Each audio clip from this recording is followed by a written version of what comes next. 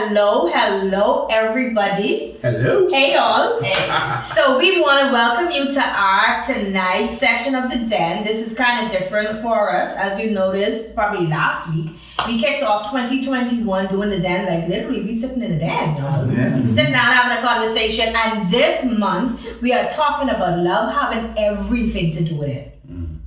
And last week we started off, it was getting really good. It was a really good conversation. Talking about love on top, defining love. And tonight we're talking about that kind of, off the wall, crazy kind of love. Jermain immediately laughed. But before we get started, what we want you to do is go ahead and please share this link, share the live, welcome some people in the building, persons who you know who need to be a part of the conversation. If you have any questions, comments, go ahead and ask it in the chat and we'll get back to you. If you need any kind of personal help regarding this issue, this topic called love, because love is a broad topic. Spectrum is wide. And if you may need help, go ahead and message us here at Julie Experiences and we'll definitely get back to you. We have some well-qualified people who can help you wherever it is regarding love. Okay, so guys, on to the conversation, crazy love. Now, I've not been fortunate. I use that as very, very loosely. Not been fortunate to have experience of being a part of that crazy kind of love that a lot of us know about. That possessive kind of love. But we know that we see it. We don't only see it in male to female. We don't only see it in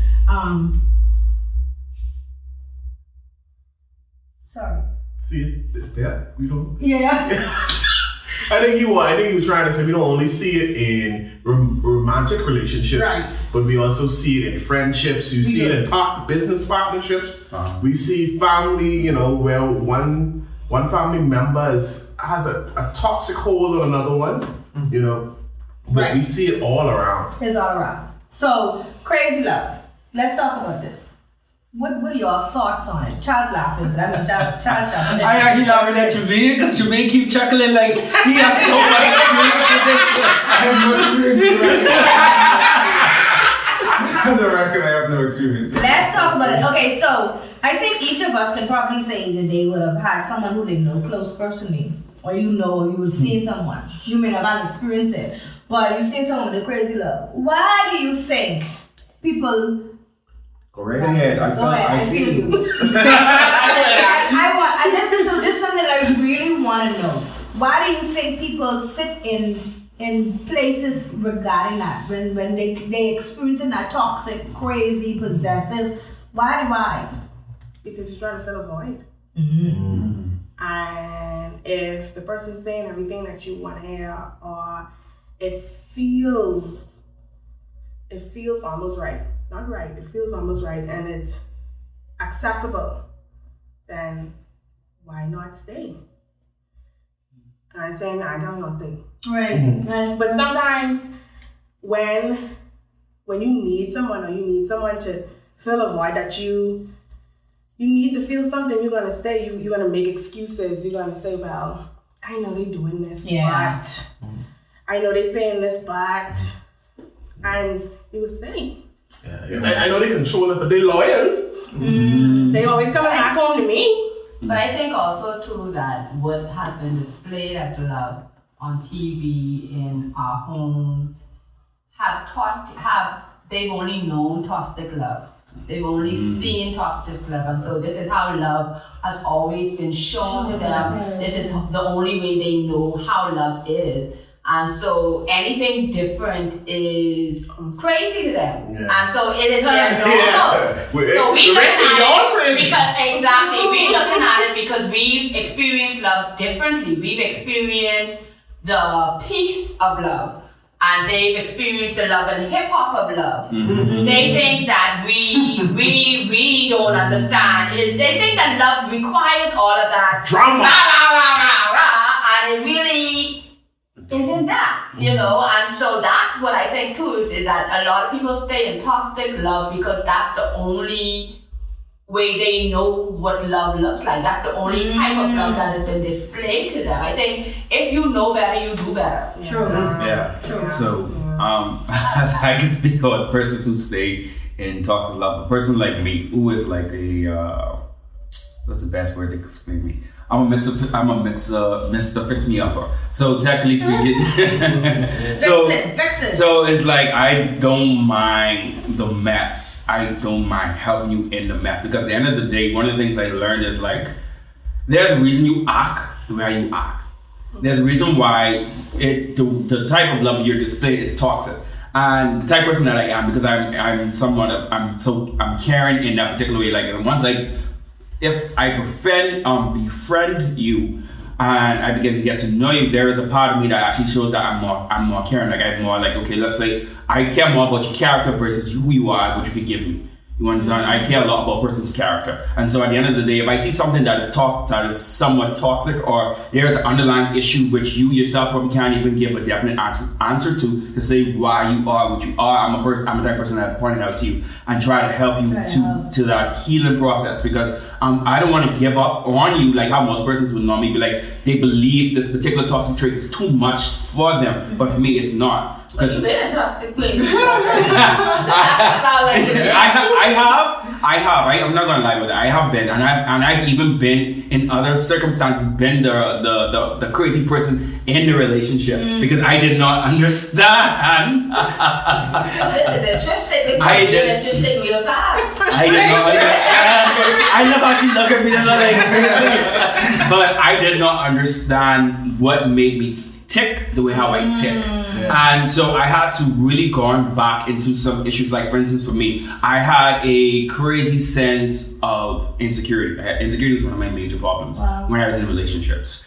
And so my thing is, if you wasn't giving me attention, or if I feel as if attention was being diverted from me, or you started to drift away, the minute you started to drift away, I started drifting with someone else. So it would be like for me, I had so much of that sense of feeling needed.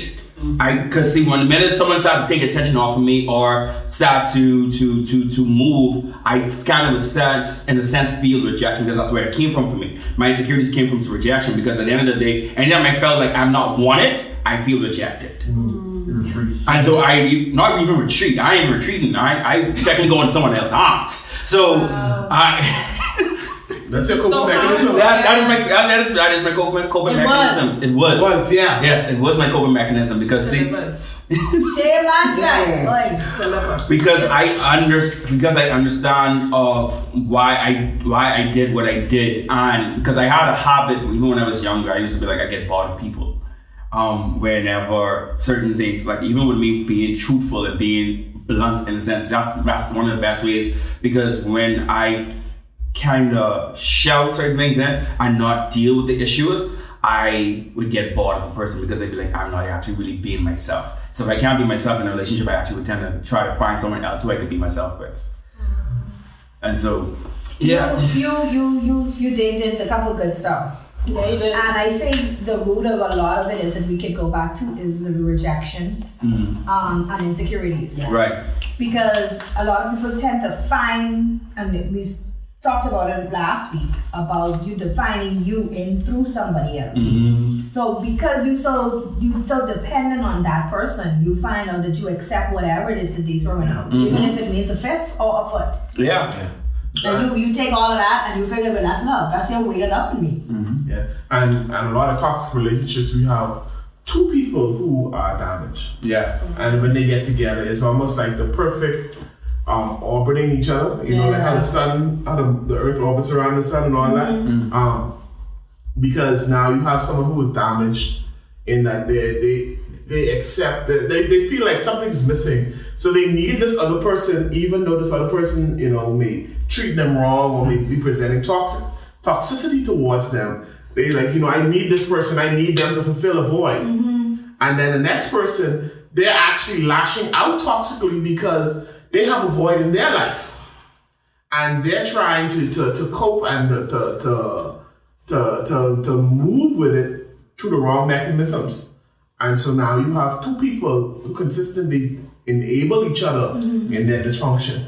So then my question is to all of us would be, how do we deal with someone who we know who is in that place? Because that's a tough and a touchy spot. Because every time you come to that person, you know, I trying to show you something, I did whatever the case is, that person get defensive. Because first off, you trying to keep me from something. For my fix. You trying to get in the mix of what I can get. You understand? Right. Do you understand? So, Charles, I guess you could kind of start us off with that because you would have been there. How do you think if you been in that place before? Yeah. If someone came to you, what would have been a way to reach you? To get me out of that toxicity? Yeah. You can't force someone to change. You have to come to that realization. That change has to be a personal change. And so you can't be like, you can see an issue and then try to identify it, because technically whether the person is receptive or not, they're going to give some adverse effects back to it. True. And if they are receptive, you have to be patient enough to say that you allow them to do it, but it may be best that they may not do it with you. Yeah. Because the fact of the matter is you kind of did what you're supposed to do. You show them it, they acknowledge it, and they start to make the process. But you may not be patient enough with the process because it's not for you. And so it's like for me, I could talk on me. So so I've learned, I have a habit of learning from every previous relationship I've come out of. So any relationship I've really been in, I've learned something new about me. What made me in that. And most of the times whenever I get another relationship, I'm in a much better spot. And I've even had instances whereas I've had exes came up to me because they see other things but they could not get from me, but other persons were recipients of it. And their issue was, how come they can get it, but I couldn't get it? It just wasn't meant for you. But my main thing was, you showed me the issue. You addressed the issue. And that's the point of you doing it. But guess what? It may not be for you. Wow. Yeah. Yeah, I'm gonna be okay with that. But at the end of the day, because see, people be like, I learned to love you. I learned to care for you. But you couldn't give me but you couldn't do the changes when he was with me. No, and just even with men, when people be like, oh, men help me and men be in relationships about 10 years, and then they get out that one and meet a woman just in a few months and marry her. But the reason, and see, she reaping all the benefits what she did. But the fact of the matter is, you did your job. Yeah, you were the prime. You made him See better. that's such a No, but honestly, people have to understand the reason of their relationship.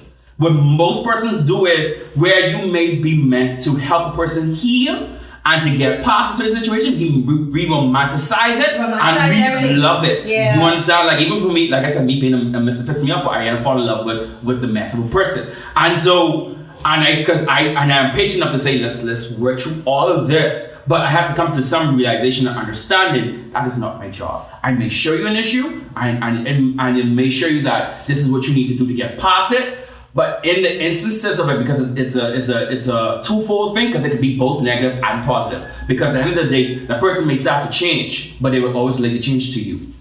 And I can talk to myself here. I even had an ex who said to me that she couldn't find inner peace within herself. But when she was with me, she found most of her inner peace. But when me and our relationship was over, she blamed me for taking her happiness away from her. I have a statement to me for saying, whereas my happiness is not predicated on you. Yeah, it should not. My peace is not predicated on you. Whether you stay with me or not, I can move on. I am happy. And so the thing was with that particular ex, it's like you went and took my happiness away from you. No, I showed you where you could get your happiness. Yet you continued what you did when you was with me. You did not, because you related everything we did together to me. And that's the thing, if a person is meant, so if you're on the other end, if you're the person, the toxic, and the other person showed you something about you, what you need to change, do not relate that issue, that particular change or a great thing to that one person only. Be thankful, and this is where it shows you even when you have forgiveness, even towards the person, and how much you really care for the person, because at the end of the day, whether it was a good or bad relationship, take what you need to take. Eat the meat and spit out the bones. Not everything is such a bad thing. You understand? And you really appropriate where it needs to be applied. And let the next person who comes we've such a benefit. So yeah. Yeah, and don't feel sad, don't try to hang on to things and say, I'm gonna make this work. This is gonna Some things are not gonna work because the person you are dealing with, whether it be in friendship or whether it be in a romantic relationship, that person does not have the capacity to deal with you on that level. So, we have this saying that 1 + 1 = 1. A whole, it has to be a whole integer. And that's just relationship. That's not actually mathematics. But right. For those of you that ain't sure, 1 + 1 is still 2. What I'm saying is a whole person plus a whole person equals wholeness, and that's in marriage. Yeah. So what happens is that sometimes you have people on a level that they can't meet you on, and you damage yourself by trying to make them on that level because that's a role that only God can fulfill. Yeah. Only God can take Abram and make him Abraham. Yeah. You trying to pull him along and make him Abraham, you only hurting yourself, boo. Yeah. So then it's safe to say that a lot of the toxic and the crazy love that we have seen is as a result of just putting people in places that they don't belong. But they don't belong. I think it's about capacity. Yeah. It's really capacity. Yeah. Yeah, go ahead. Oh, sorry. But it's really about capacity. I get an image of a bottle. If you try to push so much things in the bottle, it will break. Yeah. And so I think that's the thing. I'm trying to force feed stuff. I'm trying to force things into you that you don't have the capacity to handle. And so at the end of the day, it breaks you. Yeah. And it breaks the person. Like it breaks the relationship because you went beyond the capacity of that person at that time. And I think he said, if you listen to his stories, that you would see the key when he said was, I leave when I don't feel understood. Yeah. So I think the first thing about even dealing with, if you're the toxic person or a toxic relationship or you're loving someone toxic, is you gotta love them from where they are. Yeah.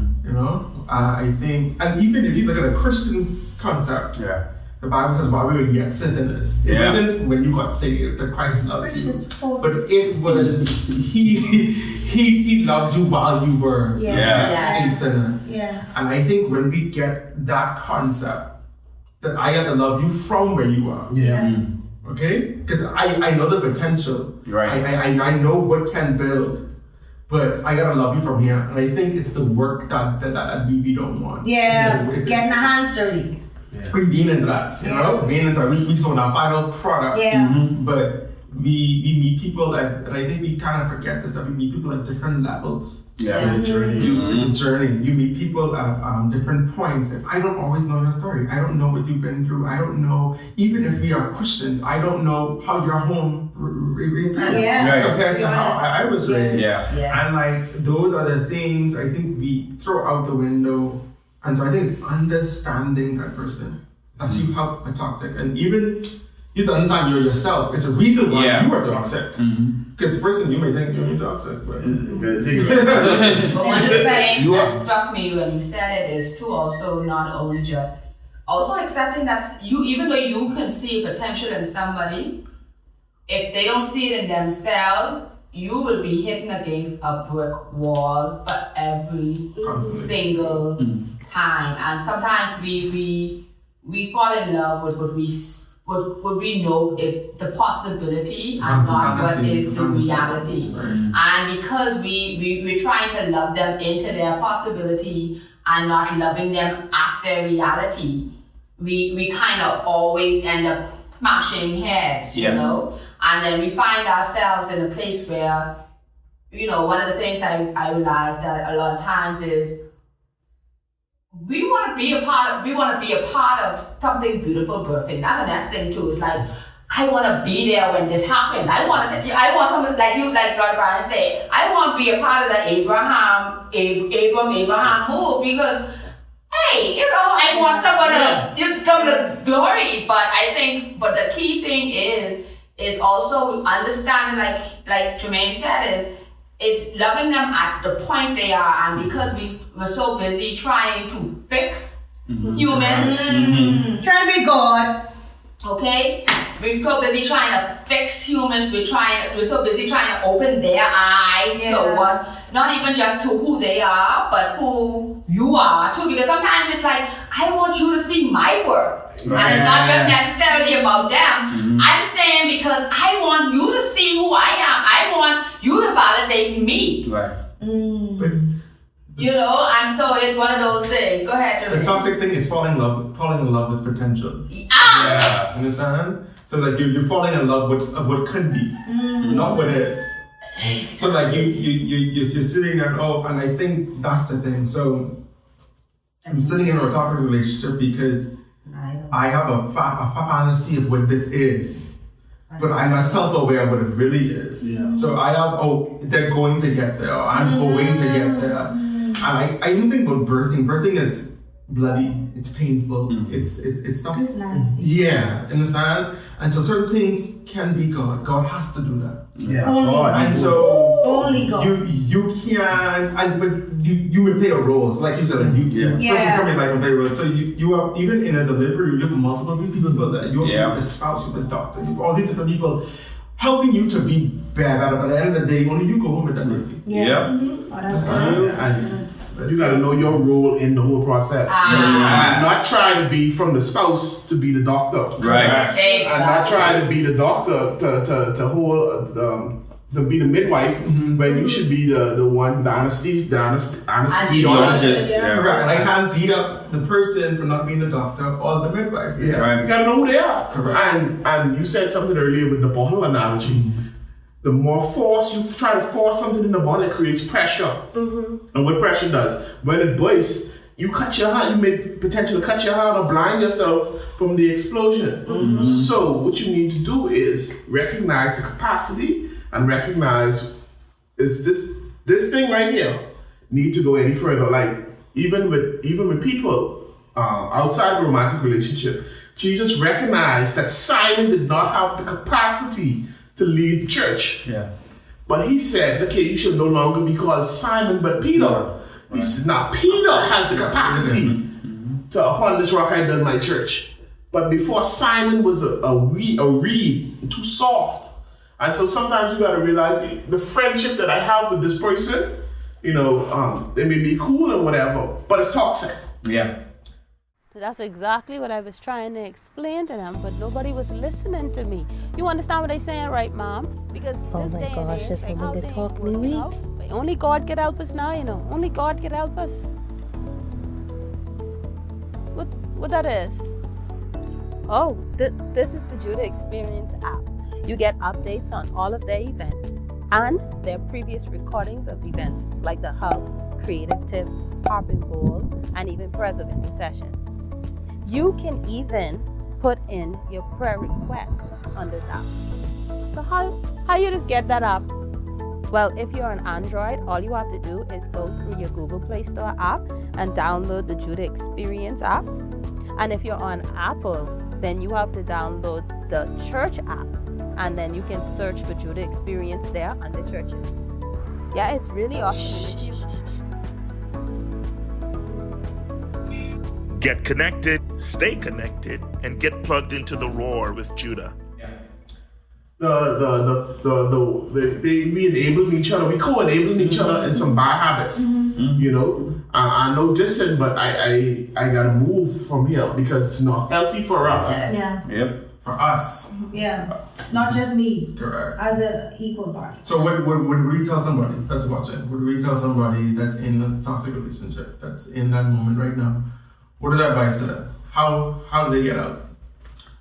You have to make a decision. And honestly, it's a decision. It is a decision to rip the Band-Aid off. There's no easy way. There's no less painful way. It is a decision that I am going to face the pain. Because I think a lot of times, a lot of people don't make that move because when you're in a toxic relationship, the pain becomes, whatever pain it is a normal pain. You normalize it. It's a familiar place.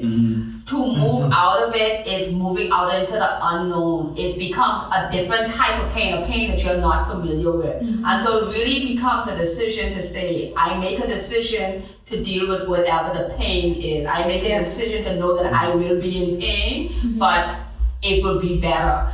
And that's the only thing. It's nothing nobody could tell you, nothing nobody could walk you through, because it is a personalized journey, a personalized decision that you have to go and you have to make that decision to say, I will go on the journey to heal, because I can want it, anybody could want it for that person, but until that person make a decision that they want it for themselves, they will be stuck. Yeah.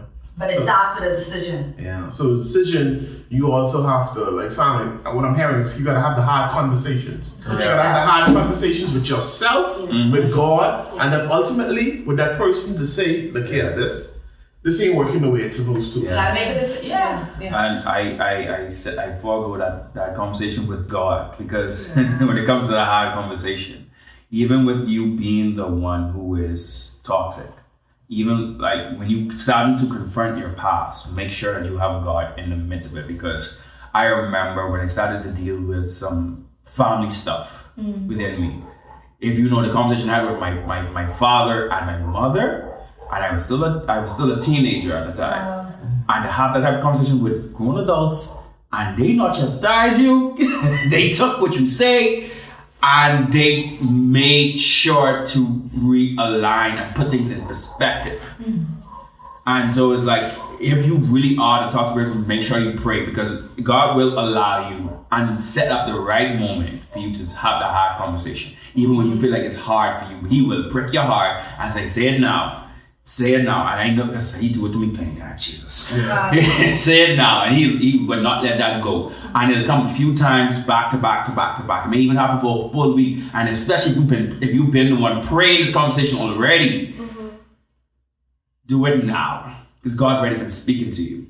So So God is after your healing. Exactly. Exactly. That's good. And I equate everything right in the back of the Bible. Even with Balaam. And we know about the story about when the donkey talked. But why did the donkey talk? Because there was an angel ready to kill him. Wow. The angel was there to kill him because the king came to him and said, look here, I need you to curse these people. And I'll offer you this amount of money, that amount of money. So he went to God, and God said, no, don't do it. So he went to the king and told the king, no. So king said, oh, okay, I see what you said. It ain't enough for you. So you offer me even more money. And then Balaam went back to God again a second time. And God said, I said no, buddy. So he went back to the king and told the king, I can't curse these people. The king said, all right, I see what you're dealing with. Look here, back up the rest of that Brinks truck and bring some more money along. More money. It got to the point where Balaam was like, God, this is a lot. You sure? You sure? Was to the point where God said, you know what? Do what you want to do. We behaving to know what that do what you want to do mean. It's like a woman telling you go. Yeah. So don't do it. So he went, and when he went, the angel was on the way and in the middle to kill him. And the donkey was able to see it. My whole point of it is this. When God is telling you separate yourself from someone, because He was telling him to separate himself from the king, listen to God. Listen to God. Don't wait for the 4th, 5th time. Because you may not have the 4th, 5th time. Exactly. So might not have a donkey. Might not have a donkey. Right. You know? Right. So as we bring this episode to a close, I think all of us are saying today that you don't have to stay there. Yeah. The Lord don't desire for you to stay there. We know that society has made this toxic and just accept whatever as if it's okay. It's not God's design. And when we say toxic, that's not just from male to female. That's in friendship or relationship. Even in families, because there's sometimes some family relationships you just need to make the decision that I'm not going to be a part of it. Love from a distance. For your peace. for your peace sake. So even as we close, thank you for joining us for another episode of The Den. And this episode we talked about crazy love. This was really good. The conversation is just getting hotter. I'm excited to hear where we're gonna go next week. So how about you go ahead and you set your date, mark your calendar now, and join us next week Tuesday, 7 p.m. right here at The Den. Like and share. Like share. And don't forget the app. Download the app. Download the app. Peace. Thanks for joining us. All right.